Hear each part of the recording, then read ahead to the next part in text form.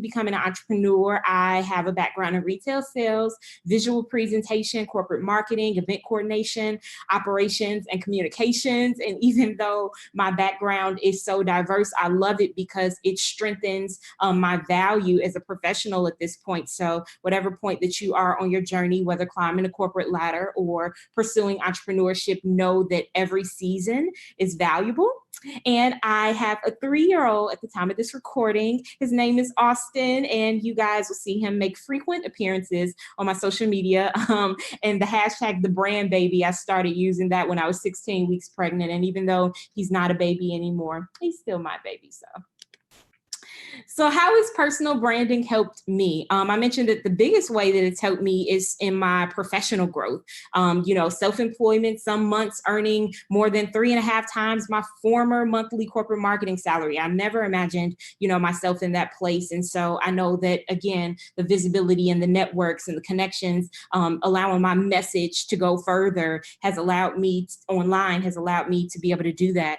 My client base is all across the US, and these clients, some have never met me before. Most of my out-of-town clients I meet after we work together, or after we've already just begun the process, and they pay me 4 figures to consult with them on their personal brands. Speaking, my speaking platform has really taken off over the past 4 or 5 years, and I have received about 80 invitations to speak. And the key word in that is received. People that have found out about me, heard about me, word of mouth marketing, and people reach out to me from conferences, corporations, churches, globally recognized brands. Again, the power of social media and people learning about you.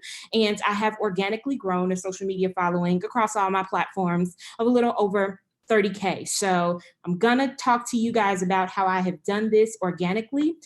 Please do feel free to get a notebook and take some notes, and let's get into this. So let's talk about personal branding. So this is a simple definition. This is my definition of what personal branding is. It's how you lead the conversation about you in order to shape perception around you. How you lead the conversation about you in order to shape perception around you. I want you to remember those 2 things specifically. Your personal brand, the foundation of it is a message, and it is you giving cues to others about who you are, what you do, what you came to do, in a way that's helping you to achieve your goals. And so you need to know that you have charge over that narrative.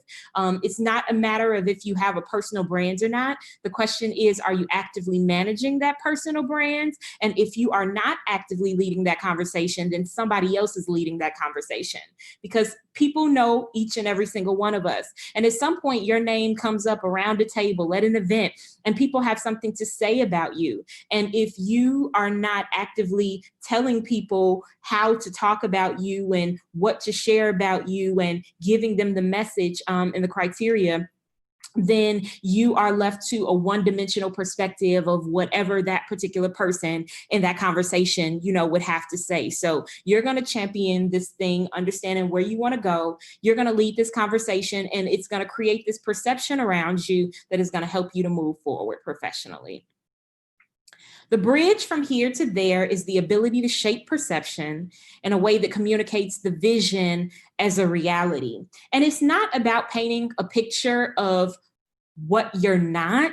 It's about painting the best picture of who you are. I had a conversation with someone that was wondering, what's the big deal about personal branding anyway? And the whole thing just feels a little icky to me, because I feel like I have to get up and just put on this persona and be this person. And I don't want you guys to think about it like that. I'll share later on in the slides that I believe that personal branding is a lifestyle, because it's something that you live.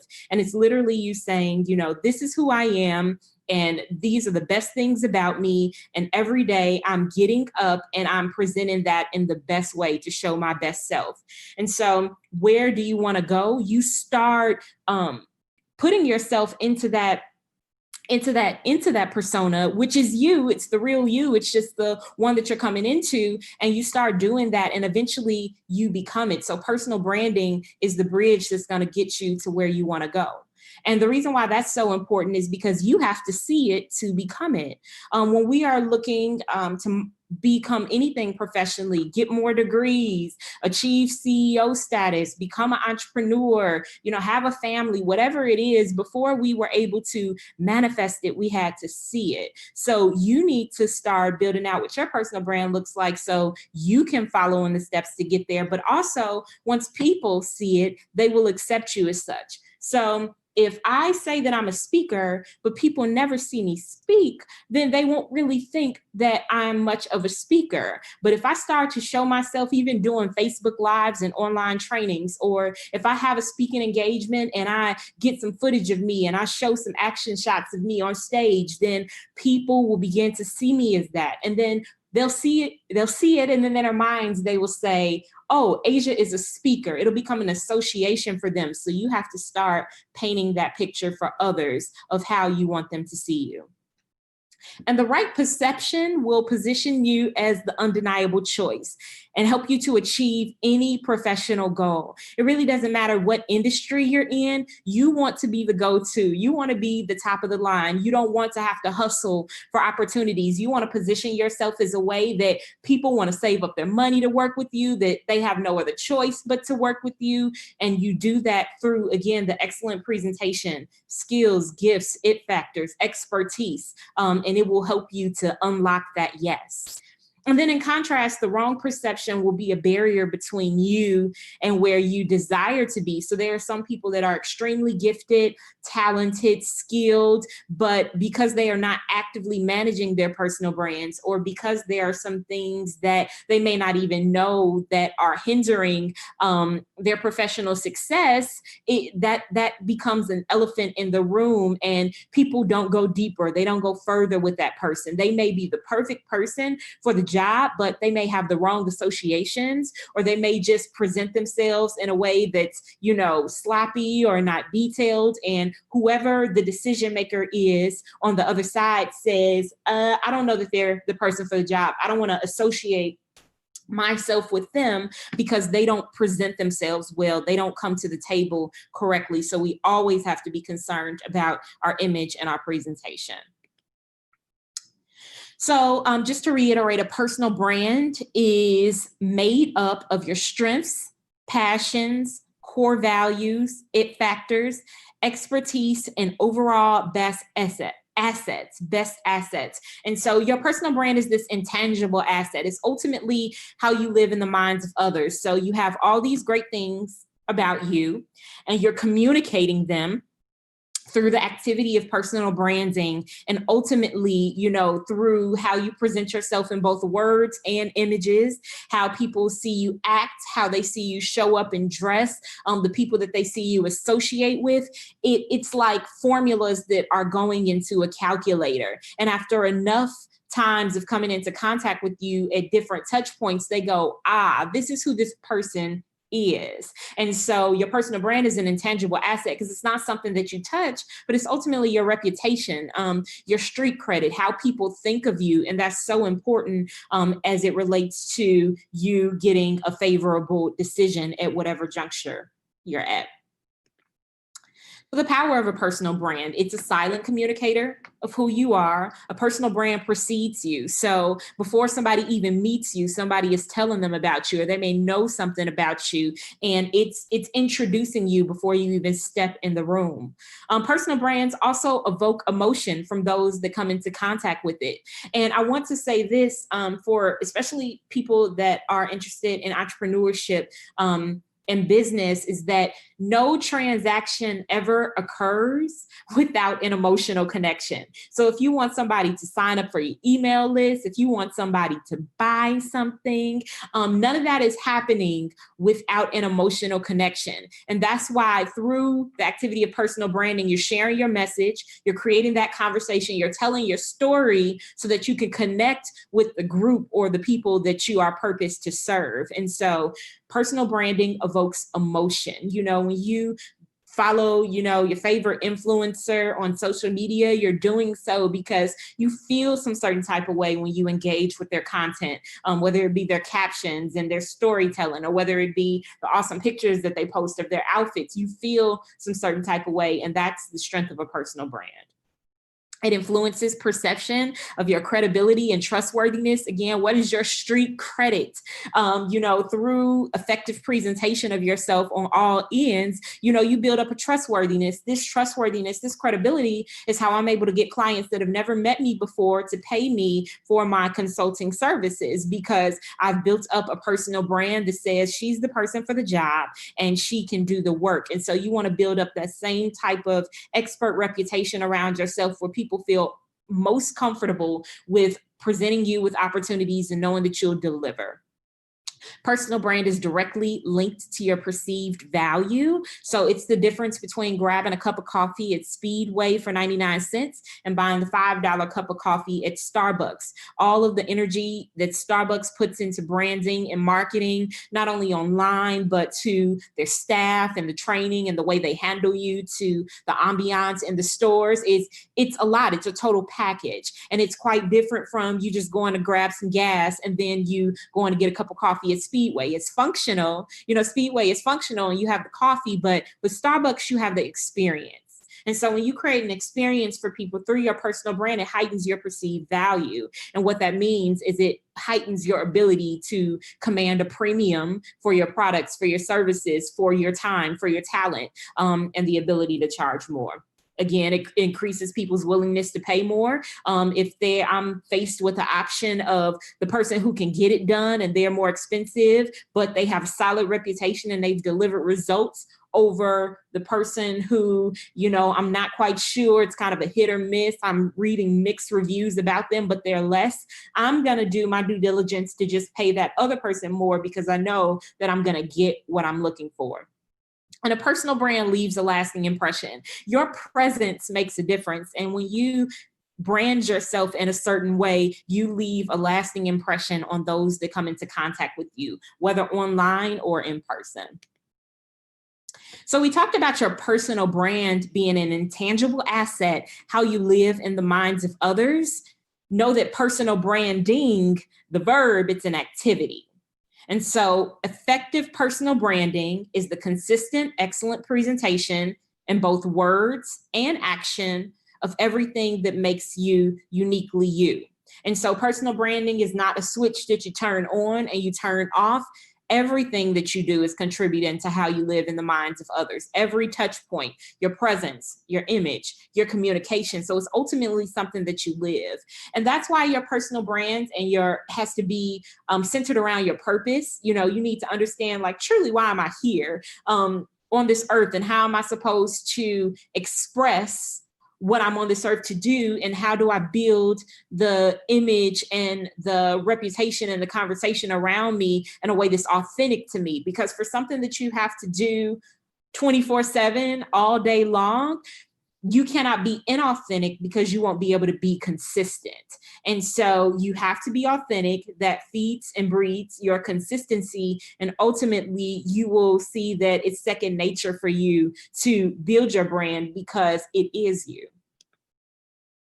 So here's how this goes. Personal branding, the activity, leads you to influence, and influence leads you to income. So influence is the byproduct of personal branding. When you are clear in the communication of who you are able to effectively connect with an audience. And when you engage with the audience that really has that emotional connection to you and they connect with you at your core, you have influence among them.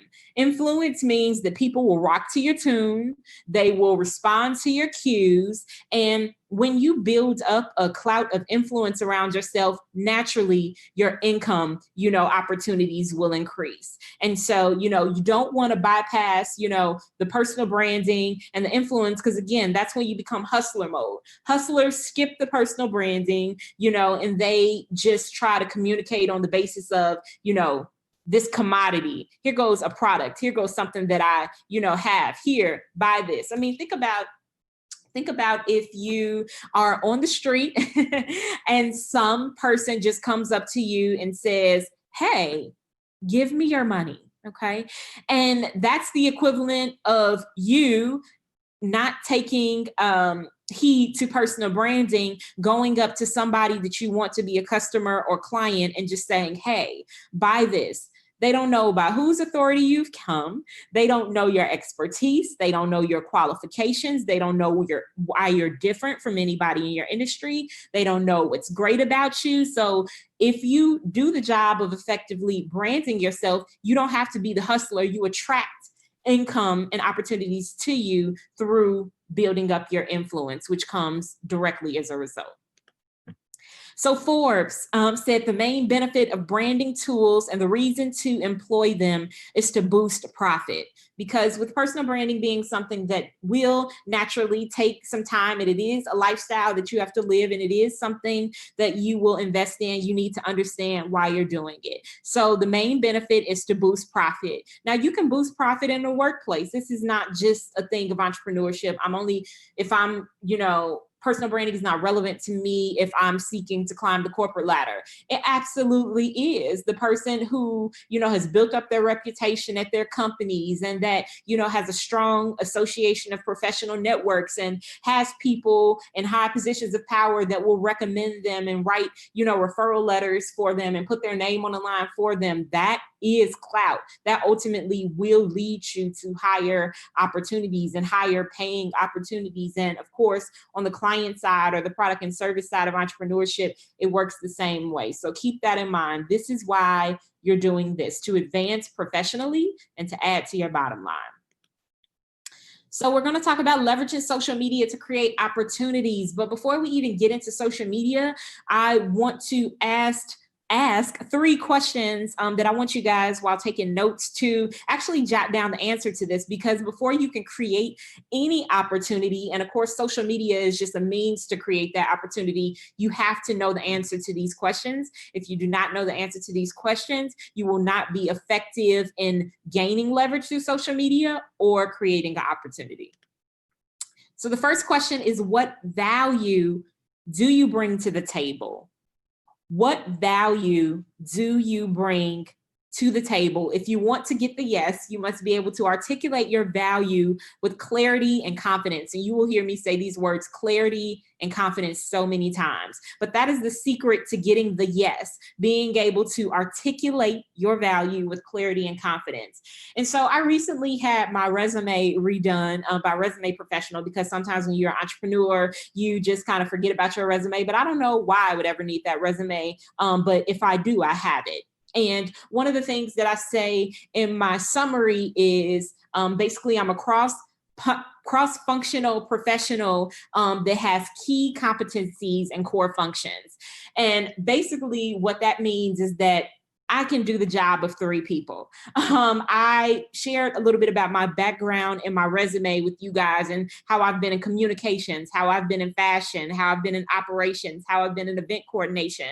And I'm especially valuable to smaller companies and small businesses who do not have the budget to hire all those people in full time, or maybe even not part time. I have a knowledge base of all those things, which usually are core functions to an organization. And so even if my consulting rate may be perceived as a little high, I come in and state my value and say, you're still coming out good by hiring me as compared to you hiring in a ton of other people and a ton of other, experts to come in and do this job. It's still better to hire me. In addition to being able to do these functions, I have a true understanding of your brand and know how the whole picture plays together, right? So when I'm in conversations, especially, in conversations of negotiating, I know how to communicate my value to get the yes.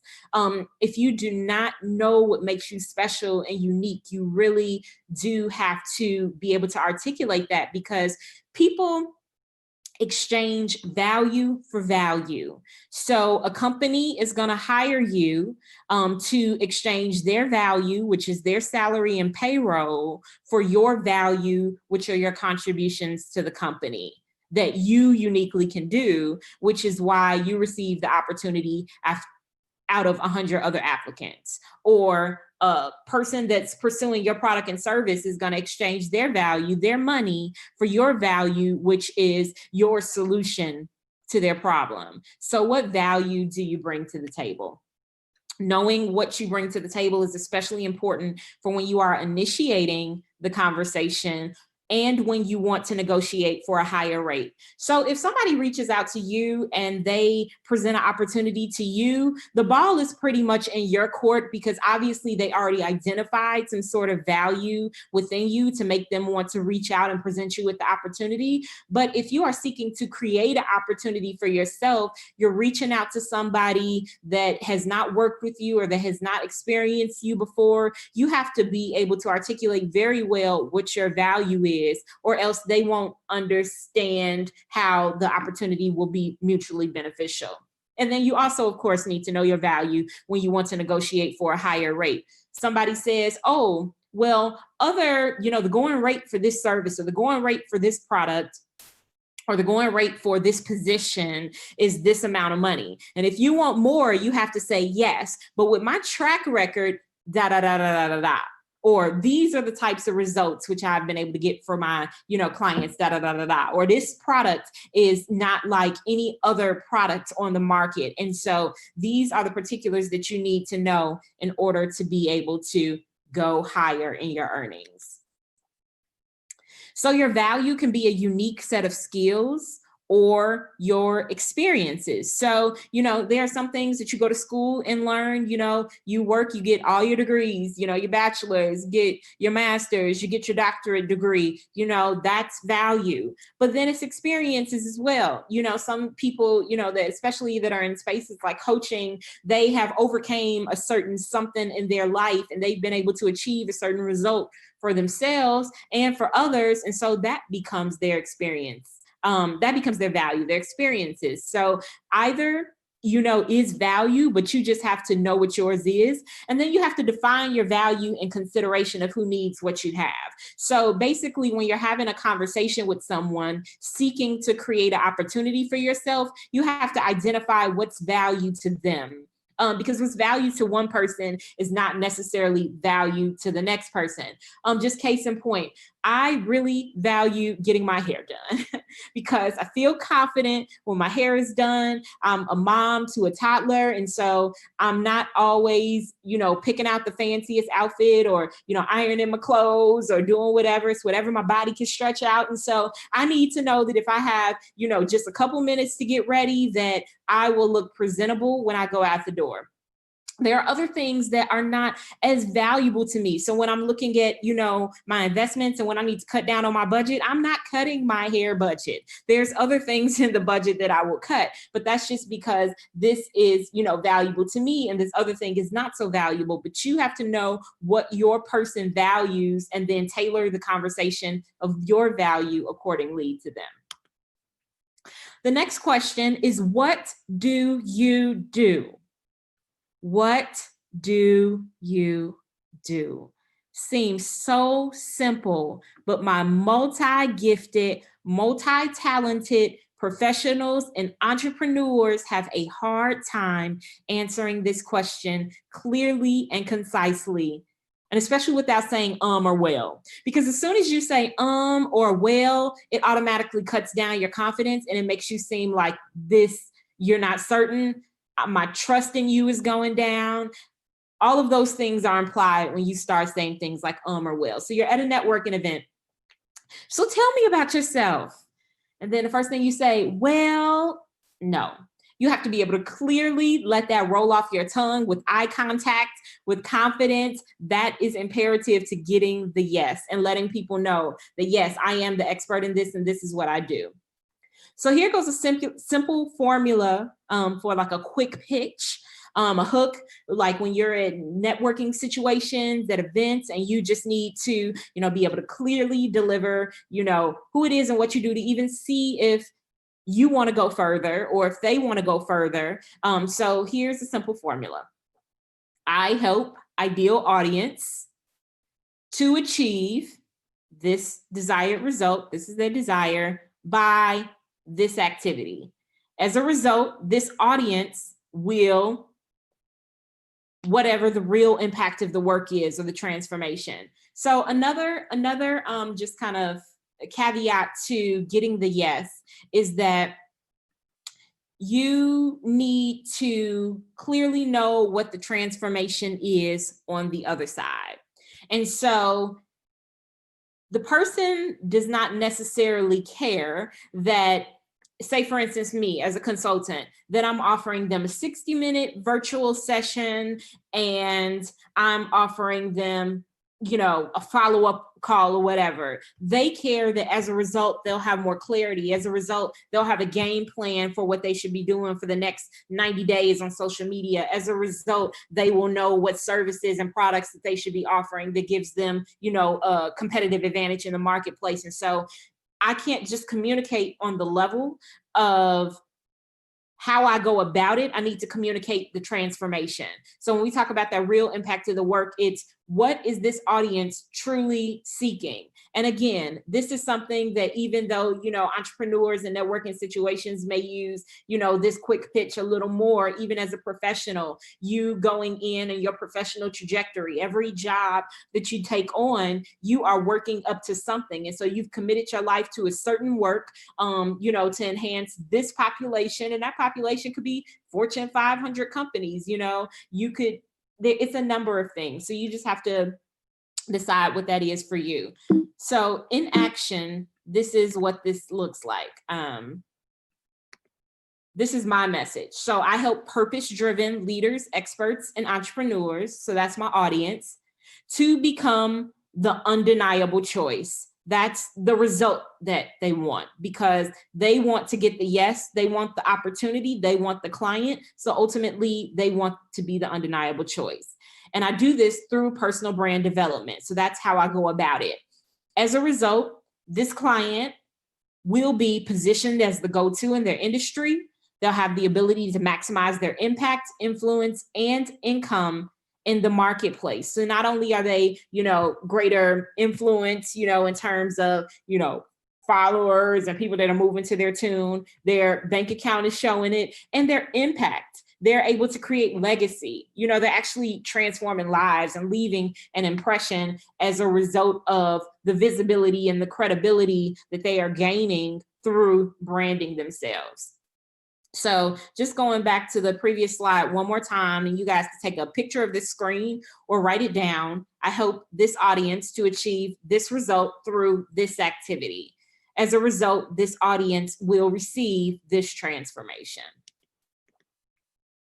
The third question is, what makes you different? What makes you different?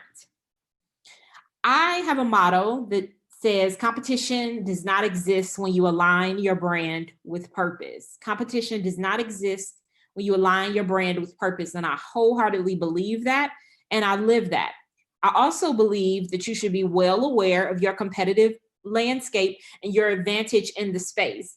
Just because I know that if I operate in my purpose, that I have a clear lane and that I'm going to be successful, does not mean that I'm unaware of who would be the consideration if I wasn't the consideration.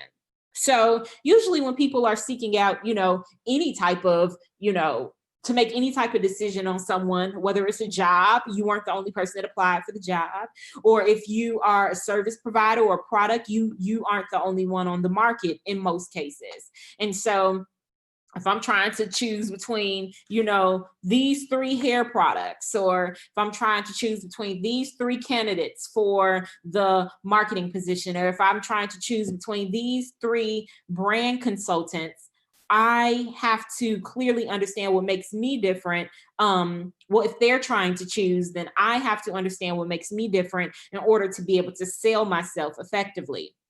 So some ways that you can differentiate yourself from someone that has the same title as you is through your approach, your message, and your outcomes. Because you can just be very general. And, sometimes I'll hear people say, I'm looking for a branding strategist. And my first question is, what type of branding strategist are you looking for? Are you looking for a business brand strategist? Are you looking for a personal brand strategist? Are you looking for a visual brand strategist to help you with your website and your graphic design? Or are you looking for a content strategist that will help you with your message? Are you looking for an image strategist that will help you with your personal image? And then it can just keep going down. And so you may wear the same title as somebody, but your approach, your message, and the outcomes, the transformation that you provide are things that can differentiate you. So when I look at other personal brand strategists in my space, I'm able to say, okay, they approach it this way, but I approach it this way. This is how they approach, this is their story, and these are the reasons why people will gravitate toward them, but this is my story and the reason why people will gravitate toward me. This is the result that they focus on for people. This is the result that I focus on. Same title, but all of those things are very different for a lot of the people in my space. And so for you, what is it that's making you different?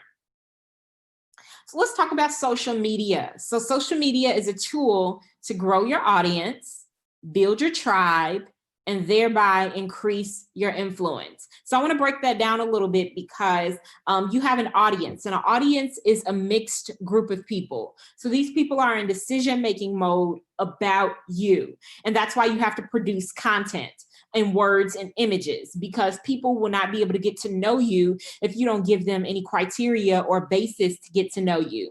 So the general people that are following you on social media, just consider them your audience. As you cast your message out there, share more about you, who you are, what you do, what you're expert in, your background, your experiences, your story, what makes you unique, then some people will hear that and will really connect with it. Other people won't.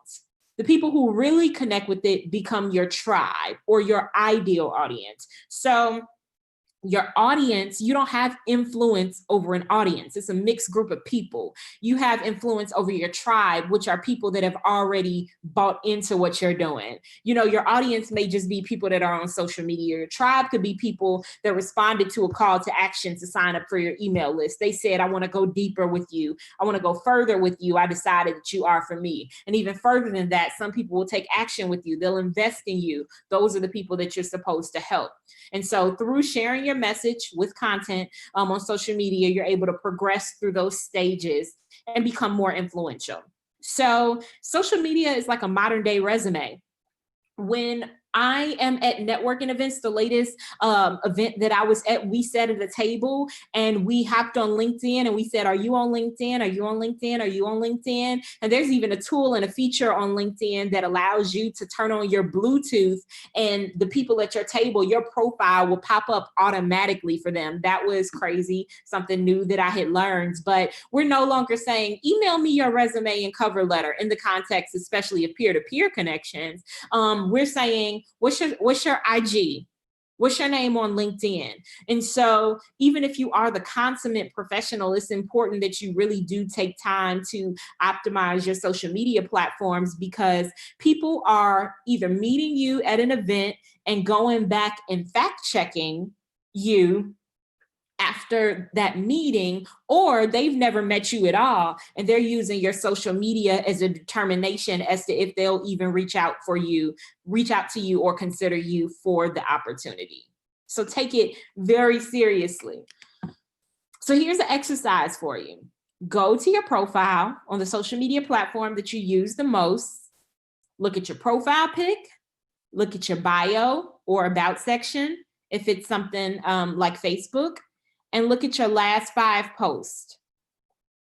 And then say, do these elements paint an accurate picture of who I am? Do these elements paint an accurate picture of who I am? Is this picture current, or is this a picture from 5 years ago and I don't look like this anymore? Is my bio complete, or did I just leave it blank? Do I have a link for people to learn more about me, or is it blank? And then my last 5 posts, am I just resharing funny memes, or did I actually educate people about who they are and add value to them? So do these elements paint an accurate picture of who you are? I'm going to give you guys a moment to do that activity while I answer some of the questions that comes in. So, hey, Jeffrey, he said, as it relates to social media, should one create new pages if they are trying to now build a brand that they have not cognitively tried to build before? It really just depends on how much work you want to do, Jeffrey. So, I have been on Facebook for about 13 years. I was one of the early adopters of Facebook. And so I have like 50 albums on Facebook on my personal page, that is, and the majority of them are private because people don't need to track my journey that long. Some of that stuff is not relevant, to where I am today, but you know how we are about photos. It's like, Facebook is like our private photo storage. So if you do not want to do the work to go back and clean up some of the pictures or content, or if you just have a whole lot of irrelevant connections that you don't believe are valuable to where you're going professionally, or, if they're not, reflecting well on you, then maybe start over. But it's kind of up to you. I think the biggest thing is just to go and to clean it up and to make sure it represents you well. And, most people are not digging years back. You want to make sure, your most current and most recent stuff is up to date. But just kind of gauge it based on, your best judgment on energy, effort. And if you just feel like it would be good to start over. Because if you have been on social media, even if it has been more personal and, less professional, you still may not want to lose, those connections. So you just got to weigh it out. Hey, Alvin, you said, do you have any insight on how recruiters and companies evaluate a person's brand or value by looking at the person's LinkedIn and profile activity? So you need a very strong kind of subject line. So on LinkedIn, you know how you search people, and like my title on LinkedIn is just personal brand strategist, speaker, and host of Purpose Potential podcast. But some people, will write like sentences like an experienced strategist helping, Fortune 100 companies to da da da da da. It's kind of up to you on how you want to present yourself on that, but that's definitely a major consideration. Your profile pic, I don't really think anybody is like engaging online with a with a platform or a profile that doesn't have a profile pic, because that's just one of the indicators. Like, you want to hire somebody, but we are visual people, so we want to see like who we're hiring. And so you want to make sure that profile image is strong. On LinkedIn, please spare us a photo cropped of you at a party or at an event with somebody next to you, or a selfie or a car photo. You need a professional headshot. And, photo shoots range in investment, but there are headshot, parties that happen where you can come and you can get a professional photo for $25, or have somebody take a photo of you against a brick wall in natural light. I mean, there are ways to get around it, professional ideally, but just make sure it's a photo that somebody would look at and say they are a professional.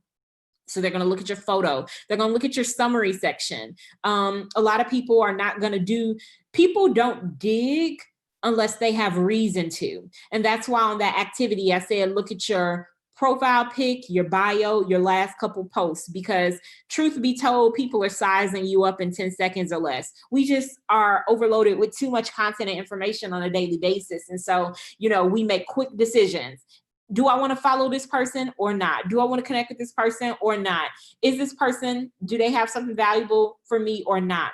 And so your summary needs to be strong, making sure that you are selling yourself effectively through those words. If you want to come up in search engines, I just learned that you should use words that are related to your industry frequently in your summary, so that when, people are putting in search for certain things, that your profile will pop up.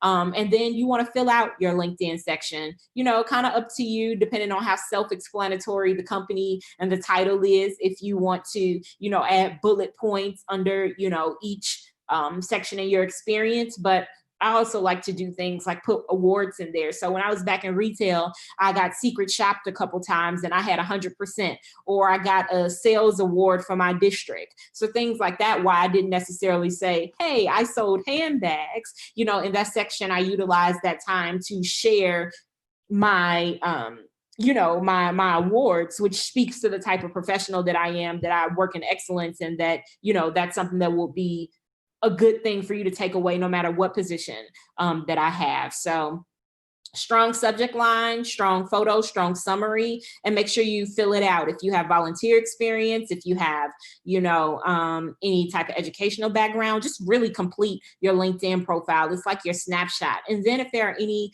people that you have met professionally that have raved about you, ask them to write you a recommendation on LinkedIn, and that will show up on your profile. And that's great as well, because the thing about branding is that you will start by leading the conversation and people will finish the conversation. And so I think the true test of a great brand after a certain point is what other people are saying about you. And so while you can talk yourself up and make yourself sound amazing on your profile, it's even better if somebody else can talk you up and say those same things or better. Let me know if that helped. And Anne, you said, should the focus just be on social media, or does this include your website as well? Definitely your website as well. Your website is your online real estate. It's your online home. You don't own social media. Social media is a driver to your website. And so you want to entice people with the content that you share to go deeper with you. So whether it's going to your website for services, or going to your website to book you to speak, or going to your website to purchase, some product, you should absolutely have an amazing website, because it just speaks to who you are as a professional. Whether or not you're ready for a website or not, because some people, especially in the corporate lane, may not see the value of a website. At the very least, purchase your domain from GoDaddy, purchase your name. Or if you have a business idea, as an entrepreneur, do not wait till you want to incorporate that business to purchase the domain, or even depending on how close proximity it is, secure the social media handles, because there's nothing like getting attached to a name that you can't own on any platforms. But an answer to your question, and yes, you do want your website. Think about the whole online puzzle, and they should, be similar. So you guys see my presentation is red, black, and white. I don't know if you see my t-shirt, but my t-shirt is a branded t-shirt, red, black, and white. If you go to my website looks the same way. If you go to my social media profiles, you'll see that color of red threaded through. I am concerned about my brand being consistent across all fronts, whether online or whether you're interacting with me. And so you do want to pay attention to those common threads and details. Jeffrey, you said, do you need to consistently post on your social media to brands effectively, or should you probably be more reserved with them? You want to be consistent, period. If I go to somebody's profile and they haven't posted in months, I'm not really sure where they are. I'm not really sure what they're doing. People want to grant opportunities and to connect with people that are active. And so I joke around with a friend sometimes, because there are certain things like, it could be the same things that you're just presenting it in a different way. But as soon as you get out there with some fresh activity, it activates people. And so you do want to have a consistent presence online, and it really just depends on what your goals are. It is a little bit of a case by case thing. My email address is at the end. And if you just want to email me a few details, I can provide a better response. And you are ready to work with a brand strategist, and when you have decided what the vision is. A brand strategist is not going to give you the vision. The brand strategist is going to help you package the vision and monetize the vision. And so you are ready to work with one when you are sure about what direction you want to go in, even if you don't know how to get there. All right, you guys keep those questions coming, and I am going to keep going with the presentation. You guys are quite welcome. So just a little, things to know. You build your personal brand through content. It is not possible to build an expert brand without content and without original content. So for individuals that want to be speakers, coaches, authors, people will not trust you or trust your voice if you only share other people's content. Even if you are sharing something that is relevant to your industry, you want to add your unique perspective on top of that. I feel like some authors are disappointed because they get so excited that they have a message and a story to share, and they release their books and they release it to crickets because they didn't have an audience base, because they weren't effective in, or consistently sharing their story. And so people don't trust their voice. So it could be a really good book, but that doesn't necessarily move people to action because people don't feel like they know them. And then remember that content is both words and images. Use strategically to shape perception about you in a way that helps you to achieve your goals. So you want to determine your professional goals and decide what content will help you to get there. When you cross over into the lane of using social media to advance your career, your content needs to be purposeful. And so it's not just about, oh, this was funny and I'm posting it. It's, why am I taking the time to post this? And what do I want people to do as a result? What do I want people to think as a result? How is this going to help and benefit me? And so what are your professional goals? What content will help you to get there? Great content is purposeful. Again, it has a clear point about, you have a clear understanding about why it's there. It doesn't feel random. And honestly, as social media, we continue to advance in the digital age, social media, the algorithms and all the things that were in place that were not in place 10 or more years ago, it's rejecting poor content. If people are following you and you're consistently posting things that they are not engaging with, the algorithm reads it as they aren't posting valuable content or they don't know their audience, and they will stop showing that content to the people that are following you. That's why, 10,000 people can be following you and you get, 50 likes on something, and if you read your analytics, if you have a business account, you'll see that 10,000 people did not see that. 700 people see it, or, whatever the case may be. And as people engage in the forms of likes, comments, shares, they keep letting it linger and opening it up to more people to be able to see it. And that's why you see some great content on Instagram or Facebook. You'll see that that's been lingering for a day or two because it's been getting good engagement. And so social media algorithms say this is content that people find valuable and they want to see. So I say all that to say that you cannot just create content and put it out there and think it's going to help to build your brand, because it will not perform well. Content with clarity. Get straight to the point. Again, think about how we get hundreds of emails a day and we read subject lines, we read the sender, and we read the subject line to determine if we are going to open it and engage further. Think about it the same way in social media. I'm looking at the sender, I'm looking at, whatever the first line of that content is, or if I'm watching your stories, I'm looking at the first video to see if I want to keep going on. And so you need to have a clear, it needs to have a purpose, but it also needs to have, clarity and clear intent.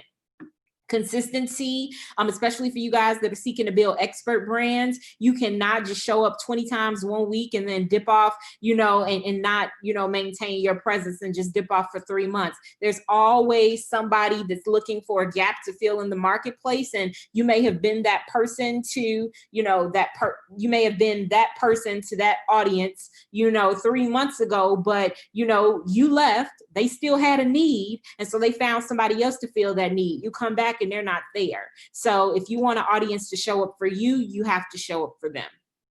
Content that's strategic is content that's great because, again, how is this helping me to achieve my professional goals? If I am planning a launch, how am I educating people around topics that will help them to make, a well-informed decision by the time I get to my launch? Or how am I demonstrating my expertise? So it's not just random as to, I want to post this today and post this tomorrow. Your content is working strategically together to help you achieve a goal. And again, great content is content that converts. So what's the call to action? What do you want people to do? Do you want them just to tune in tomorrow for your next, post? Do you want them to sign up for an email list and get a free download? Do you want them to take action and book a service with you, come to your event, follow you? What do you want them to do? So don't neglect call to actions when you are using your content, when you are producing your content, because what's the point of it if it's not moving people to any action. And again, people's ability, or rather your influence is, weighed by if people are moving to your cues and taking action. So you want to be presenting call to action so you can gauge that. Reasons why your content is falling flat on social media. It may be one-sided, all about you. So people do like beautiful pictures of you, but we want beautiful pictures of you compared with something that's valuable to us. So don't just post your selfies every single day and not balance it out with content that I consider valuable. My bio may say one thing, and people may have tuned into my channel through that 10-second quick read I'm telling you about, but then the type of content that I present to them on a daily basis is not connecting with why I followed them. So my content is not doing well because they're not engaging with that. Content with no context. So, promoting random stuff that's not speaking, to who you are, or content where you didn't take the time to explain how this is relevant to you or your audience, it's not going to perform well. Random content that's not within your pillars of content that people are used to connecting with you for. When people are connecting with me, they're going to get some style, they're going to get some faith, they're going to get some Austin, my son, they're going to get personal branding and personal development. And so they're going to get entrepreneurship. People are clear about my storyline online, and I may be telling a different aspect of my story each day, but people follow me because they know why they tuned in to me. Or not quality. You cannot expect people to, engage if you didn't put any effort into it, if your photos are blurry or your backgrounds aren't great, or your captions have misspelled words and things like that. So when you're really looking to do social media well, you have to consider all these things. Other reasons, your content may be one-sided or all about you, or it may be not enough of you. So sometimes I go to profiles and I'm like, whose profile is this? Because all of their feed is just a bunch of memes. I never see their photo. I just see a bunch of shares, and I don't know who that person is. So I'm not, really connecting with them to engage. We talked about the call to action. Posting at the wrong times is another reason why your content may be falling flat. So you really need to know who your audience is, because if you're posting content, that content is to be valuable to a specific audience. And so if you know that audience, then you know how that audience moves throughout the day. So at the top of my day, my audience wants to be inspired. They may not be ready to watch a video until lunchtime or 1 p.m. Or, at the end of the day, 8 p.m., 9 p.m., they want to laugh. They're settling down for their day. They want something reflective. And so you have to understand when to post in order to get the best response. That's important too. So just pay attention to that. And then another reason is your credibility has not been established. So there are some people who come out the gate and they're, presenting themselves or presenting an offer or painting a picture of something, and people have not validated that yet. So they're not really responding because they're not quite sure of your credibility, and if you're the person that they should be taking cues to, which is why another aspect of your personal branding is you managing your reputation. If you're an expert, are you presenting credible information to people? Are you guest posting with credible publications? What are you doing to communicate that you are who you say you are? And when you validate that, people respond better. So just quick snapshot, of my social media profile. There are other people's social media profiles who look fancier and better than mine, but just for the sake of this, a strong social media profile has a great image.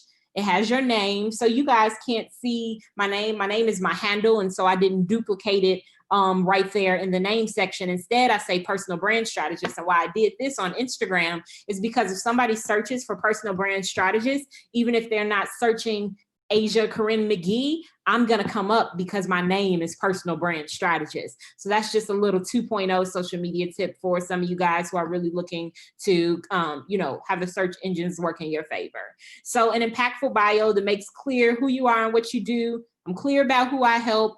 Telling you about my podcast that's coming out soon. I have a link to learn more. And because if I'm promoting something very specific, I'll just put a single link in there, but that's a platform called Linktree, which you can also set up for free. It's for Instagram profiles, for the fact that, people have a ton of things to promote, and it's like, well, what link do I put in the bio today based on the call to action that I want people to take? But if you go to that link, you'll find my latest features, you'll find information to work with me one-on-one, you'll find my speaking form, and so it's a link to learn more. You know, do not leave that blank, even if you don't have a personal website, and just put maybe another social media profile, you know, platform in there. You know, use that to your advantage. A social media profile that converts uses clear, crisp imagery. Video content is the future of social media, period. So if you have a fear of video, try to get over it, because video content converts better than any other type of content. But it's just also the direction that a lot of things are going. And it performs very well. It converts well for those that use it. A social media profile that converts has street credit. So if you see my highlights that are on my profile, like above my posts, you see one that says testimonials, one that says branding, one that says purpose. So testimonials, I have a gang of street credit from clients that have given me testimonials, people that have shouted me out, email captures that people have raved about me and the services that I provided for them. So, you know, even though I'm not online hosting a training every day, if somebody wanted to validate who I say that I am, it's validated, and not just by what's coming out of my mouth, but by other people. So use that to your advantage as well. Some people use those highlights to tell their story so they can educate people about who they are. The branding tab for me is some education on branding. Sometimes I'll do random Q&As on my Instagram stories, and I'll answer people's questions about branding, and I just archive it to my profile because maybe somebody else has that same question and it's valuable to them. So find a way to promote your street credit. Post with captions. I think the only people that can really post without captions and do well are celebrities. People need context, so make sure you're always captioning your posts. Use call to actions. We talked about that.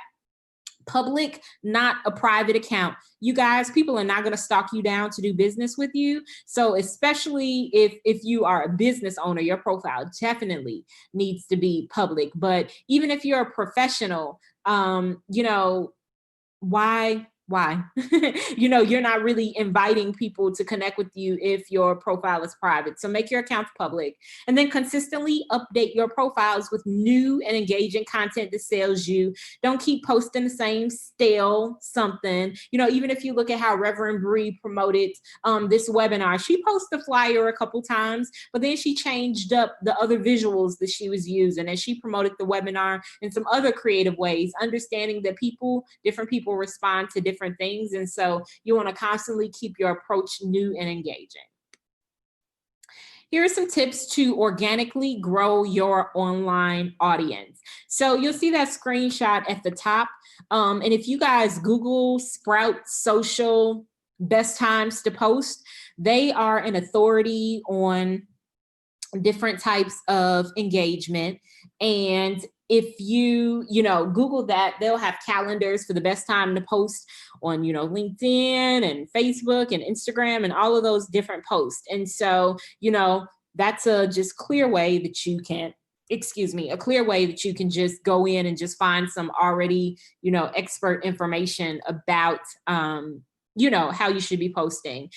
Encourage engagement by asking a question. And so you don't want to just talk at people on social media, understanding that it's a conversation and a two-way street. You want to be sure that you're encouraging your audience to respond. And then the other thing is, it's important to respond to people that respond to you, because you can ask a question, have a ton of people respond, you never respond back, and then next time you ask a question, it's like, what you asked me for? Like, you didn't respond to me. So responding to people's comments is how you build relationships, even as it relates to creating opportunities and creating the opportunity for yourself.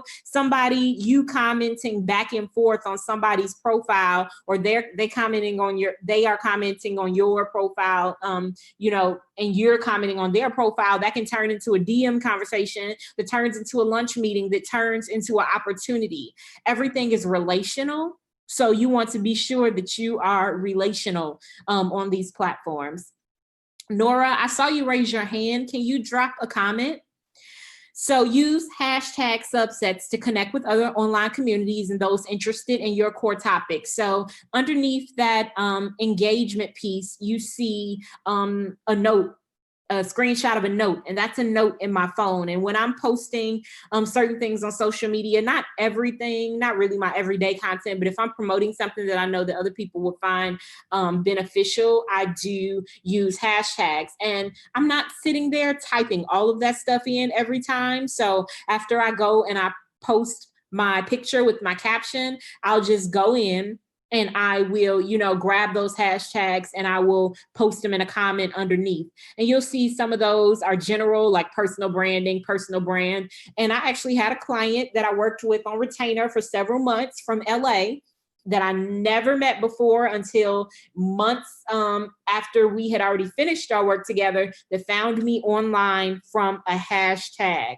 So I'm validating that that is helpful for people that are looking for you, people that are not already in your network are using those hashtags to find you. Hashtags work on LinkedIn, even though you typically don't use as many as you would on like an Instagram. Hashtags work on Twitter, even though you'll probably just use one or two to be grouped into that category. And they also work on Facebook, even though I think Facebook is kind of like the lesser place for hashtags, but they're great for all purposes. So I have some branded hashtags, like I'll hashtag everything Asia Corinne the brand, just to collect all of, my professional things in one hashtag. You'll have the general hashtags that are just like branding, influence. But then you have these online communities that are like Black creatives and Creative Smart Girl and Black Girls Who Blog.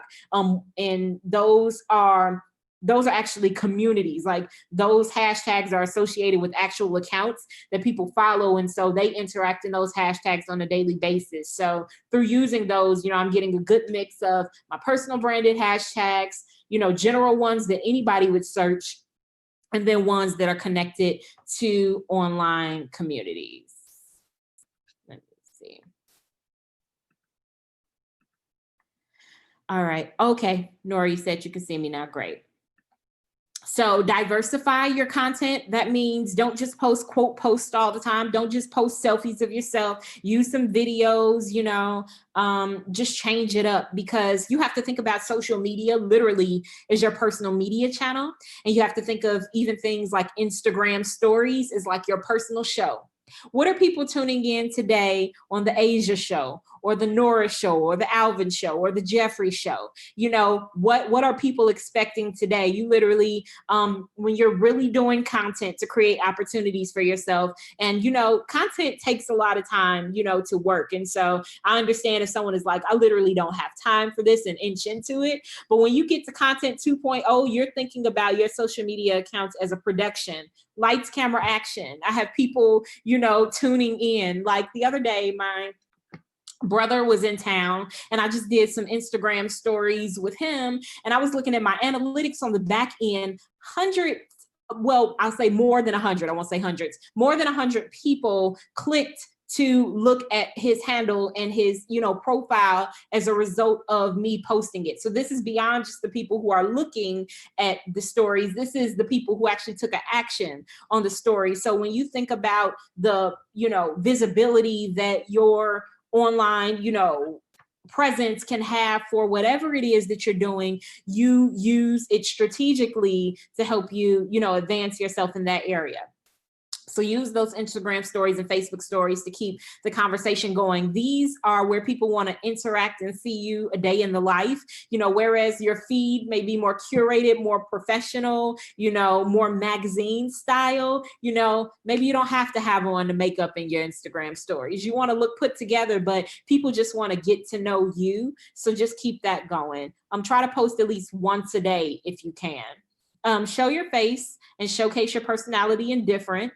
Actively engage with other people's posts. We talked about that. When appropriate, show up as the expert. This is the real key to creating opportunities. So there are Facebook groups and there are LinkedIn groups as well. And there are people constantly seeking answers and solutions and recommendations. If you're trying to look for your next professional opportunity to pivot from the company that you are, or if you are looking to gain some new business, for your business, you need to be showing up at these places ready to drop a link to your website, ready to provide a quick answer and ask somebody if they want to, take the conversation further with a call with you or an email. You have to be proactive to create those opportunities, but Facebook and LinkedIn groups are golden. And then the last piece to organically grow your online audience, because I mentioned to you guys that I have tens of thousands of followers across all my platforms. But the main thing I want to point out is that I've organically grown that audience over the years. So, I run ads very occasionally, but they're not really campaigns to build up my follower count. And so just by me showing up, presenting myself, being me, networking, putting out valuable information, I have grown to that point. So this is something that you could start to do today, even if you don't have an advertising budget. It's just about being a person of value, showing up as your best self, and being an effective marketer of yourself, and providing value for people. So if you want to be an expert, you do need to give a little bit of something away for free. Create and market solid pieces of free content that are directly related to your expertise and it factors. So again, what's the goal? What action do I want people to take? What content is going to help me get there? So one of the last pieces that I want to share with you guys, and thank you for hanging tight, drop a 1 in the chat if you guys are feeling me, if you are rocking with me, and definitely if you have any more questions, because I'm coming to a place where I'll be doing some more Q&A.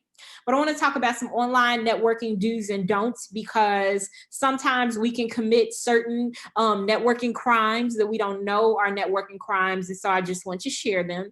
So as you go out to polish your profiles and pursue the opportunities that you want and create them, that you will be aware of these things. So do connect with someone and authentically engage to learn more about them and make your presence known. This is a great thing. So again, we're always forward looking. I want to secure this type of opportunity. I want to work with this brand. I want to connect with this decision maker from this company. I know that I want to do this, so let me connect with them online. Let me already start to engage with their content. If they're having a local event in my area, let me show up to personally introduce myself. Let me not like their stuff, but let me comment on their stuff so they can keep seeing my name, even if they don't respond, because that day I get the opportunity to make an email introduction or, face-to-face introduction. They go, I know that name, which is another reason why I want to tell you guys that the handle that you choose on these online platforms, or even your name, if you are looking to, again, use these profiles professionally, you need to have some variation of your name on there. Do not think you're going to be an effective networker with a name that's not your own, unless it's something that is like really branded or, tied to something that people can directly relate to you. Otherwise, you'll feel faceless out there. So connect with someone authentically, engage, make your presence known. Don't ask for something from someone without having first connected with them or in the first interaction. So just an example, there is a DM that I haven't looked into yet that came through to me of a gentleman that wants me to promote his apparel, but then I looked to see if he was even following me, and he's not. And so it's like, okay, are you just doing like a random search of individuals that you want to get in front of their audience, or is there a certain reason why you selected me? So, it would be better to, follow that person and engage with that person, and then, present an opportunity. In the same way, there's a young lady who reached out to me about a possible, collaboration opportunity. And she's in New York, and I don't know her. She followed me first, then started liking and engaging with my content. And even though she hasn't followed me that long, she did that before she took the time to send me an email to introduce herself. And I thought that her approach was good. And so I set up a call with her, and we're going to see how we can do some stuff together. So it really is all in your approach, but don't just walk up to people with your hand out. See how you can first connect with them to show that you have some level of investment in them. And then, make sure you understand what value you bring to the table as well. One of the number one mistakes that people make when networking is that it's one-sided. The people that you want to network with, truth be told, are probably better than you. I mean, we all should be trying to network up, right? Because that's enhancing our credibility, you know, in some way. And so better than you, and they have more experience, they are more professionally accomplished, or there's something that they have that you want. So that's clear. You wouldn't be reaching out to them otherwise. But you have to understand, okay, I don't have all that, but this is what I have. And this is how I can be of value to you. A lot of people proposition people with things that are just for their personal benefit. And the person on the other side is like, I don't need anything from you, you know, so why they're not going to give you a favorable response because you haven't identified their gap and how you can fill it. So you need to be doing your research, formally reaching out, and an email is preferred. If you can find their email, reach out with the email. You know, certain people, like even on my profile, you know, I don't have my email listed, but there's an email button. Or, you know, if somebody hits their website, take the time to go to their website and find their email. Can't find it there, take the time to Google. See if you can find it. Do everything you can to find somebody's email before asking them what their email is, because if they know they've put it in places where, you know, it's easily accessible, then that kind of looks poorly on you, because it just seems like you're just reaching out to them, you know, without real intent and, you know, just kind of haphazardly, and you didn't do your due diligence. Do not DM someone and ask them, so what do you do? That is one of the quickest ways to not get a response. People are not on here having small chat like that with people that they don't know. You should reach out to somebody already having researched what they do, and then reach out to them if you can add value to them, or, you know, vice versa. But make sure you know how you can add value to them. Do request a meeting for a specific purpose that you make clear at the time of the ask. Do not try to turn your meeting into a pick your brain session if that was not the understanding. So some people may be great to give you an informational meeting, but make sure that you have a purpose for that meeting, that they don't get to the meeting, because if they're getting to the meeting and you ask them for the meeting, they're coming to the meeting looking for you to have the agenda. And people taking the time to meet you anywhere in this day and age, when so many things are accessible virtually, that's a huge something, because they're blocking off more than just that hour. They're blocking off the time they were getting ready, the time they spent in traffic, the time on the way home. And so do not waste someone's time, and don't show up at the meeting having said, let's meet for this, and then you just want to pick their brain, you know, about something, especially if they're some type of expert or consultant where they do and offer that type of advice as a living. That's not received well.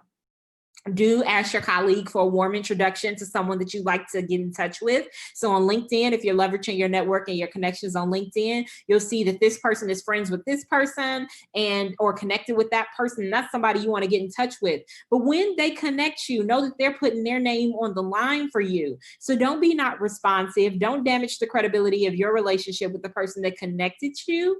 And, you know, by not handling that connection properly or professionally, or if somebody recommended you for business, make sure you're following through, you know, because you are damaging that person's ability to be trustworthy or to get the yes in their next scenario, because they put their name on the line for you and you didn't do well.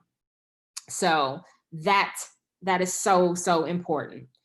And so lastly, and then I'll stop sharing and I'll bring up my chat. I want to share this exclusive offer with you guys.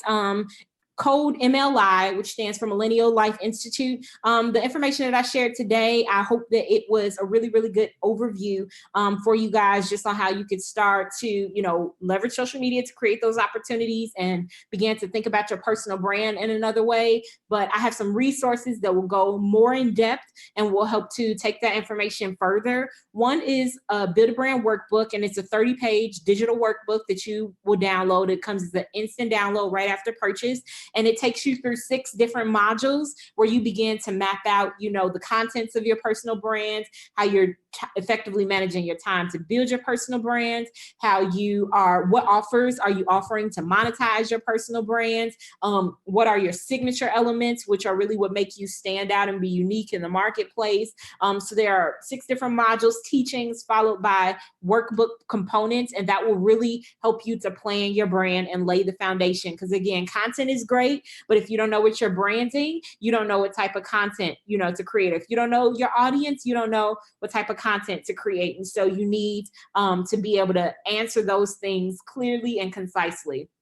And then the next resource is the Success is Social video training, which is a 60-minute virtual training teaching you how to build influence online. So now that you know how to, create those opportunities with social media, how to optimize your profile to be considered for opportunities, this is going to tell you how to accelerate your growth and to build up that influence. So again, personal branding leads to influence, influence leads to income. And as you build that up, you want to know how to use that to your benefit. So code MLI at asiacorinnethebrand.com/shop.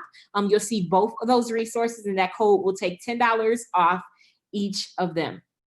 So I'll leave that up for a moment. You guys can write that down or take a picture of that.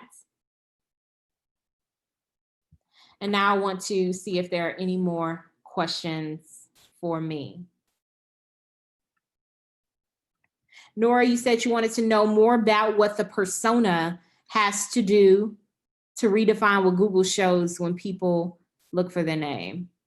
Know more about what the persona has to do to redefine what Google shows. I think it's knowing what the person has to do so that, like, if you Google them, can you change what comes up if you Google my name? Like, if I don't want it to show when I used to play soccer, but I wanted to show that I run the BMC. By the way, I've never played soccer, never been athletic. But Yeah. How can you reconfigure that? So the only way to really honestly reconfigure that is to keep producing content to replace it in the search engines. So content that will be published. So I've written articles for the Chicago Crusader, for Ebony, for, blackdoctor.org. And so, the more I do stuff like that, content that's being frequently, searched or that's being used, and eventually that'll replace my old photos, that had nothing to do with anything. You really can't. You just have to keep creating until something else is coming up about you. Actually, there may be some type of way that you can pay somebody to do a service to kind of clean that up. But I personally do not know a way other than just creating more content. Also, they can clean it up though. I think they can make some things higher, if that makes sense, but that has to be content that you have control of. So they can make your website higher than those soccer pictures. Okay. But they really can't make a Pathos article come up quicker than that, quicker than your website. You have to have control of the content. And I think if you find an SEO person, they can help that come up high. Okay. Yeah. And also I want to mention, and I want to put up my contact information so that you guys can share. DuckDuckGo.com, DuckDuckGo, like duck, like quack, is an unfiltered search engine. So if you, Nora, are searching your own name, Nora, they already know that you're Nora. And so naturally, they're going to bring up the content that's most relevant to you. So even when you're searching your own name, it's not an accurate picture of what other people are getting when they're searching you. So use a platform like DuckDuckGo to get more of an unfiltered search and to see what things look like when they actually come up. Any more questions? While I wait to see if there are any more questions, I want you guys to know that you can connect with me online. And I'm pretty much Asia Corinne or Asia Corinne the Brand. Wherever you are, I pretty much am. So connect with me, please.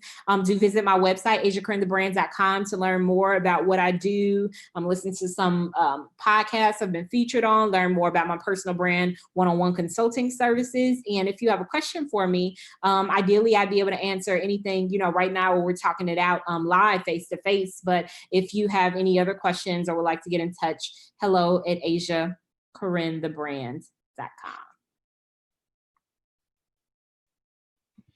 We don't have any questions yet. So I want to tell you thank you so much for joining us. I'm not putting my video back on only because, you know, I'm now a grandmother. My sister's deceased, so my sister's grandchild is my grandchild. And so I now have a little bit of spit up on me. So I won't put my video on, but I definitely want to tell you thank you so much for joining us, for sharing with us, for helping us be our best selves. I'm sure you'll have some people who hit up your Build a Brand workbook, because I'm actually going to purchase it and look at it on the plane, and your success at social video training. So I'm going to try to do a little bit of that while I'm on the plane in a couple hours. The offer will be available for a good amount of time, and so if you don't purchase it today, we'll make sure we leave it up for weeks. I also want to tell you that I hope people take your work seriously, and by seriously I mean actually engage you so they can get to where they need to be. I know that I was extremely impressed when I worked with you at with City Point before I actually got there, because you were my point person. I looked you up and found out who you were, and I was extremely impressed by your work. So thank you so much for everything. And I'm sure you'll hear from many of the attendees, and you were live on Facebook, and the people who I'll send it to who registered. I'm sure you'll hear from them soon. I love it. Thank you so much, Reverend Bree, Dr. Brianna K. Parker. I really appreciate it. And thank you all so much for tuning in. Thank you for engaging, and thank you for your great feedback. Thank you all so much, Karen, Jeffrey, and everybody else that's joining. Have a great day, everybody. You do the same. Thank you. Mm-hmm.